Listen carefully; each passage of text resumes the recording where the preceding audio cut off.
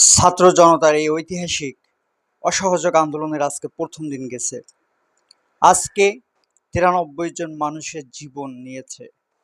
এর আগে কয়েকদিনের ভিতরে শত শত আমাদের দেশের তরুণ ভাই বোনদের জীবন তারা নিয়েছে। এত জীবন নেওয়ার পরেও সে কোনো অবস্থাতে ক্ষমতা ছাড়বে না। সে বলে সে নাকি কোনো দোষ করে নাই। অনেকেই আমরা বলি, আমরা সেই ছাত্র আন্দোলন যদি পাইতাম আমরা অনেক কিছু করতাম। আমরা যদি ২১ পাইতাম আমরা অনেক কাজ করতাম। আমরা যদি ৭১ পাইতাম অনেক কাজ করতাম।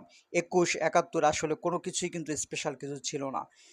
সেটাও ছিল সরকারের সকল ধরনের অন্যায় অবিচারের বিরুদ্ধে জনগণের সংগ্রাম।